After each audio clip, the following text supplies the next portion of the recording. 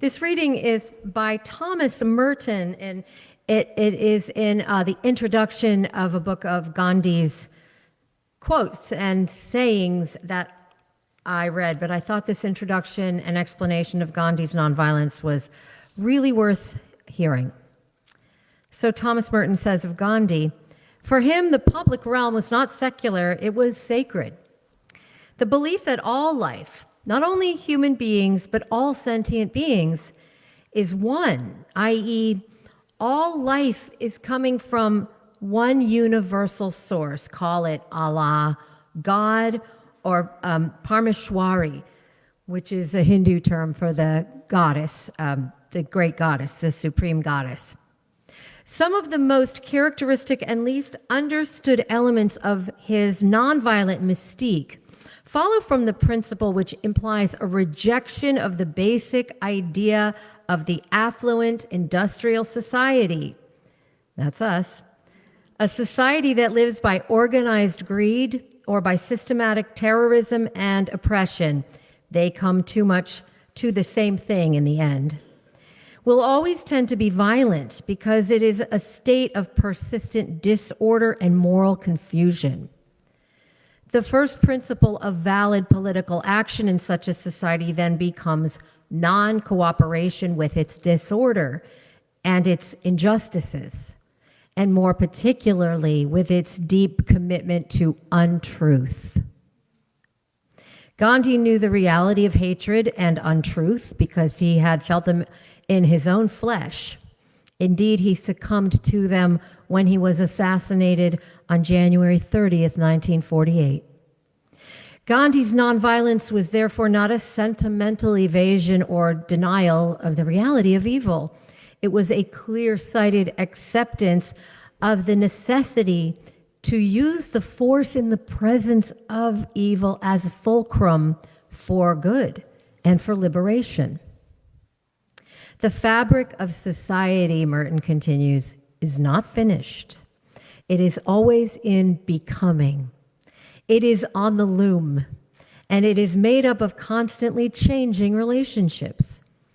Nonviolence takes account precisely of this dynamic and non-final state of all relationships among people. For nonviolence seeks to change relationships that are evil into others that are good or at least less bad. Hence, nonviolence implies a kind of bravery far different than violence.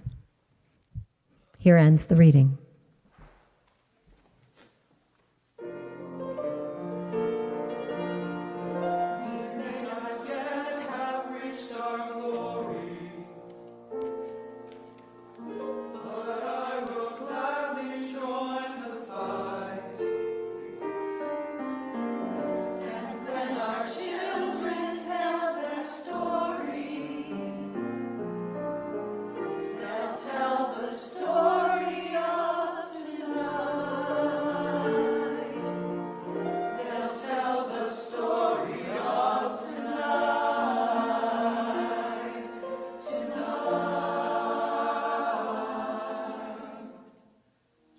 Raise a glass to freedom, something they can never take away. No matter what they tell you, someone will come running to take you home. Raise a glass to all of us. Tomorrow there'll be more of us, telling the story of tonight. The shadows, the morning is great.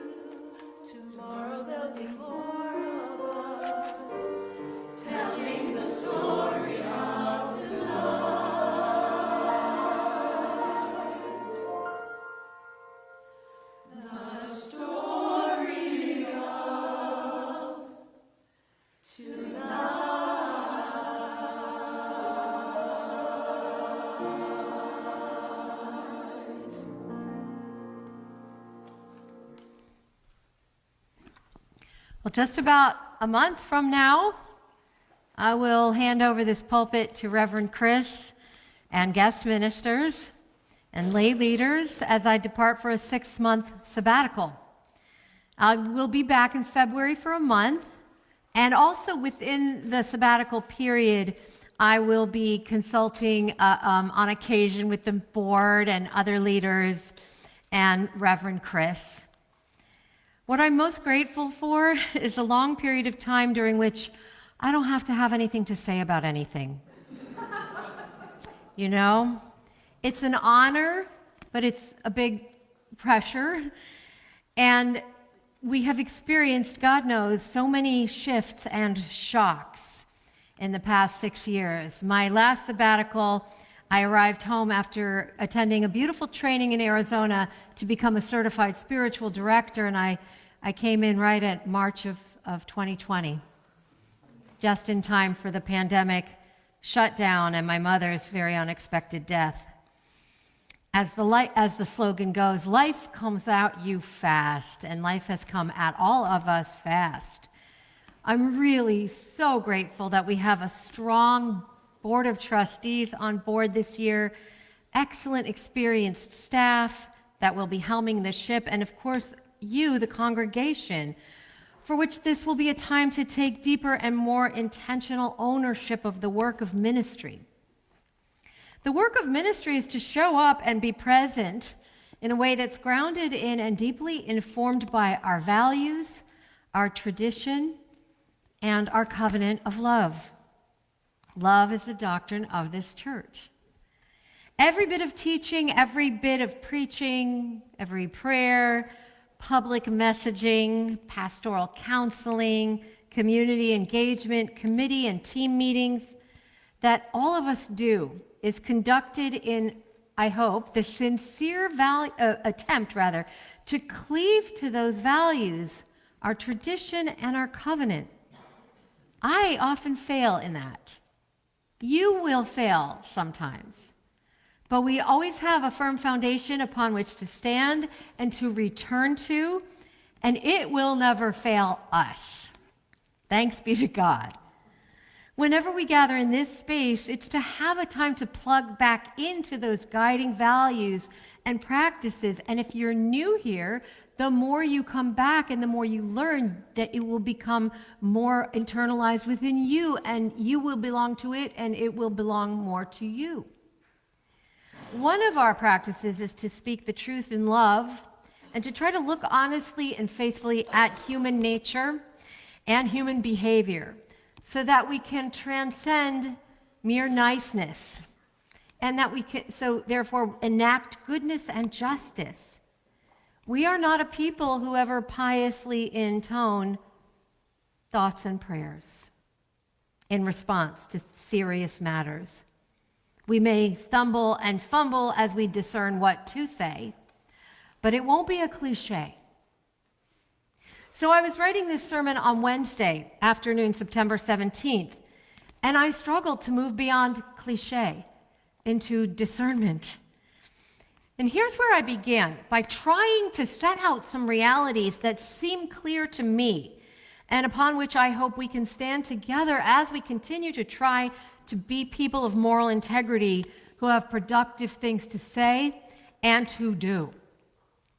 And this is right now, currently, my thinking was very much within the context of the Charlie Kirk story, who was killed at a rally in Utah on September 10th by a young man named Tyler Robinson. And I don't have to say presumably or allegedly, because this is a church and I don't need to say that, it's fairly certain.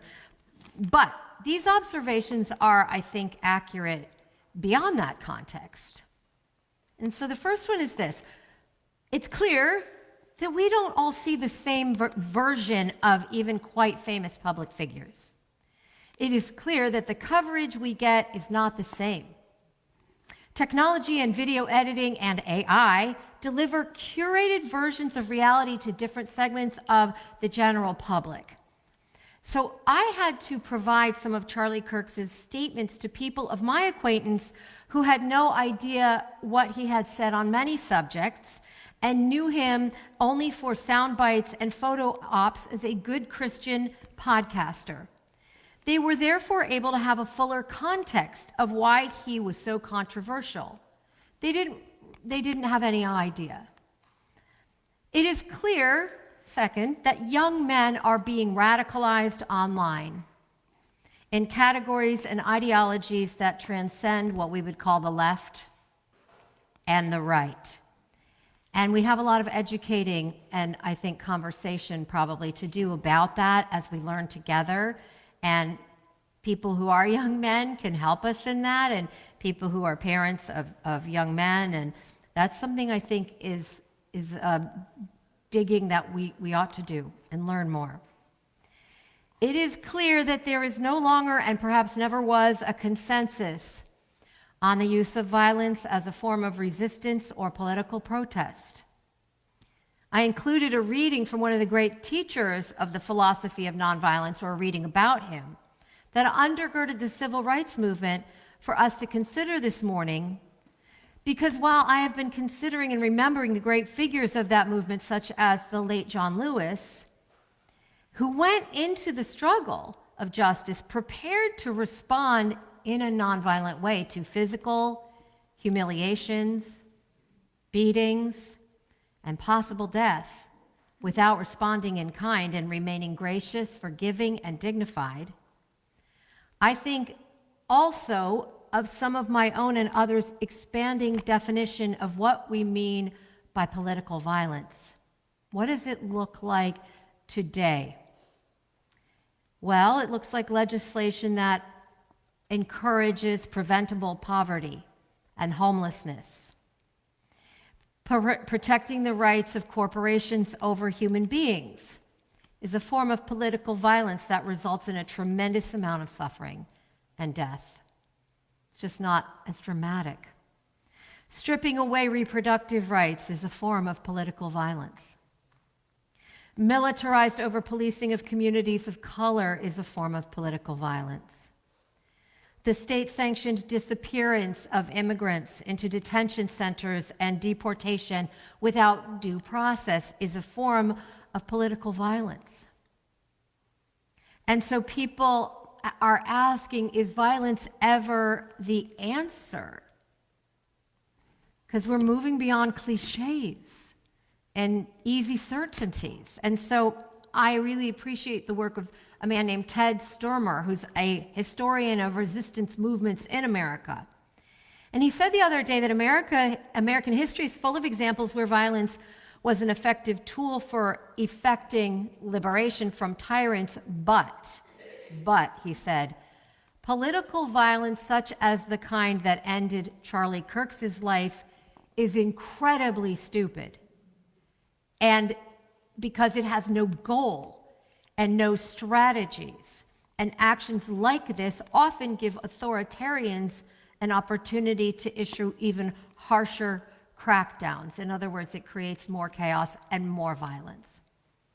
Stormer talked about how those who were willing to commit violence as a means of resistance historically thought about it as a necessary sacrifice, and they realized that in crossing that line, they indeed were becoming the monsters they were trying to stop. So we have to think about that, and I think we can discuss that with friends and anyone who is struggling what to think about where we are right now as a country. Continuing our list of things that seem clear is also this. Every ordinary citizen nowadays, not just leaders and legislators, has the means to issue public statements on everything that happens. Every one of us, it's total democracy of public statements and thought pieces. It's disturbing to think that the eye of the state may be upon any one of us when we do this. And freedom of speech, as we've seen, is certainly in peril at this time. I'm glad to see voices on the left and on the right raise warnings against that suppression of free speech. But while that's happening, I want to also say, and this is perhaps most important for us today as a congregation, the little I of the local community is also upon us, and we have our eyes on each other. So what we are saying to each other and demonstrating to each other about how to respond to violence and the death of someone that some of us may have admired and others did not at all respect or appreciate, what is the decent thing to do? What does our integrity prompt us to say? And you know what? There's always the choice to remain silent, to hold one's counsel. Big Brother may be watching us, but we are also watching each other. And what are we learning from each other? Every single person here, I'm sure, knows how to perform virtue. We are taught that, along with manners, how to say that someone looks lovely, even when you think their outfit is absolutely atrocious. How to politely thank someone for a dinner that you could barely choke down. But politeness is not goodness, and niceness is not necessarily virtuous. I think of that little moment in Stephen Sondheim's musical Into the Woods. All of these folk tale characters are arguing with each other. There's a big giant who's trying to kill them all. And it's complicated, but the witch, the truth teller, steps into this fray of people going, it's your fault, and she says this, you're so nice. You're not good, you're not bad, you're just nice. I'm not good, I'm not nice, I'm just right. I'm the witch, you're the world. Think about that all the time. Niceness and politeness are social skills, and they go a very long way in greasing the wheels of society. But we are in a new era, and I don't know what to call it, but it has involved a lot of calling out and a lot of calling in and truth-telling about the costs of niceness, how performative manners can cloak bad behaviors and protect people and institutions that do harm from accountability. Oh, but he's such a nice person. Oh, I always thought she was such a good gal. Tammy Triolo is a Black woman who has worked for a long time as a DEI educator and consultant in corporate America. And Tammy's one of the thousands of Black women who are now out of a job due to the strictures of the Trump administration.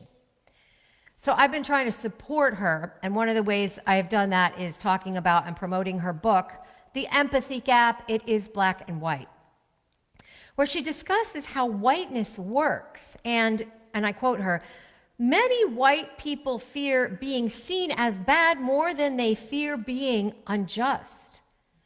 They've been socialized to equate goodness with politeness and intent, not with integrity, impact, or repair. She talks about how that's perceived as like some kind of failure or weakness. She says this creates emotional brittleness, where even gentle correction is experienced as personal attack. It's interesting to observe this in conversation within communities such as the workplace, the classroom, the social media page, the community organization. People are highly anxious about being perceived as a bad person for not holding the correct opinion, so that blocks learning. And then there is tone policing and admonishment delivered in response by all kinds of people in response to another person who doesn't seem to be falling in with the appropriate majority opinion or norm. Very little room for nuance. If you don't express appropriate sympathy, you're a bad person. If you speak about, for instance, a deceased person's harmful impact on sectors of the population, you may be met with accusations that you are therefore in favor of their death. Real predicament. And it shuts down honest discourse.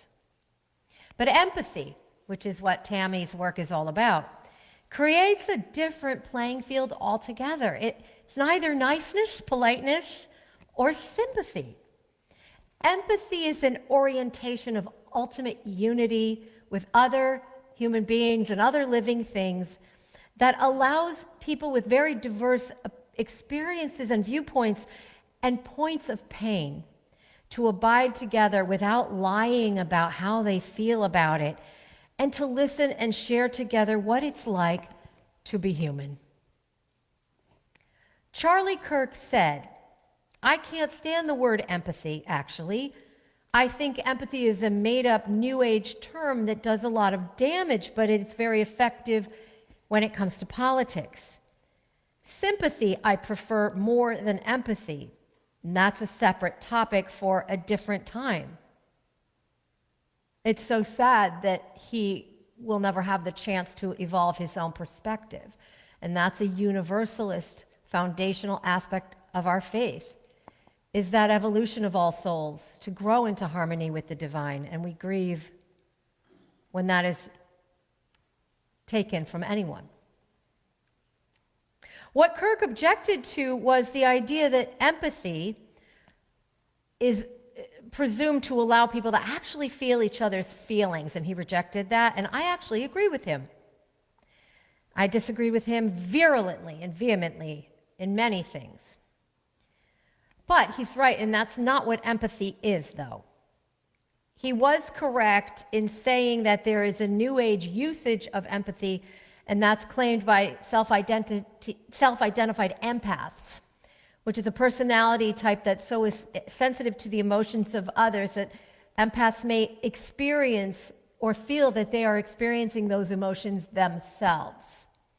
But of course, none of us can actually feel each other's feelings, even when we feel very sensitive to the kinds of energy that others are expressing, and no matter how much we may feel ourselves to be absorbing their pain.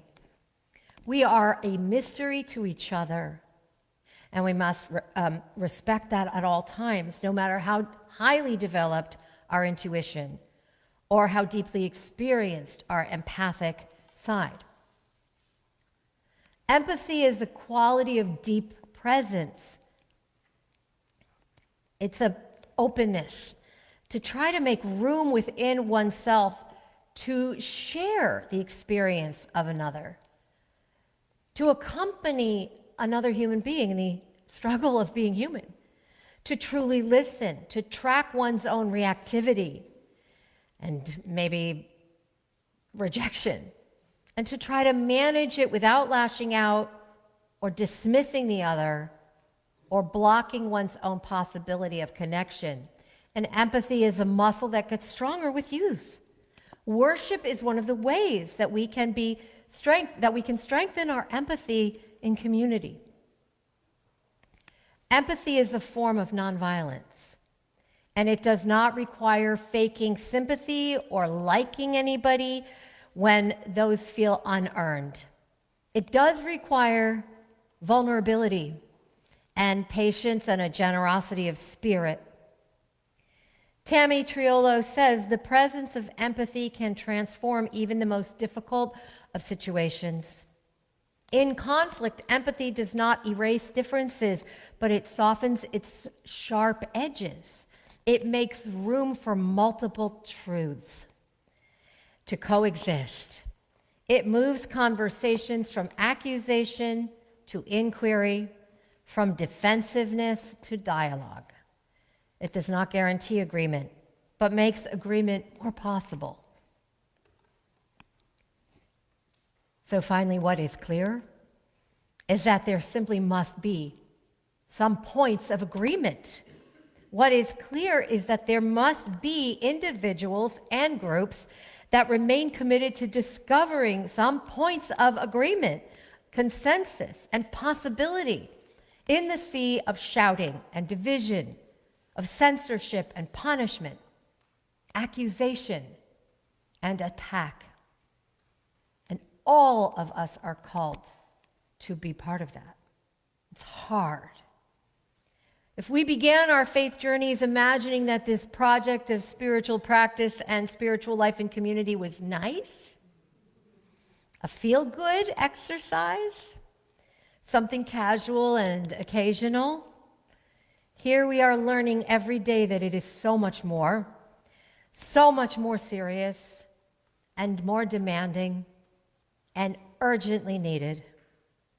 In moving beyond mere niceness, we may yet find a goodness that can help save the world.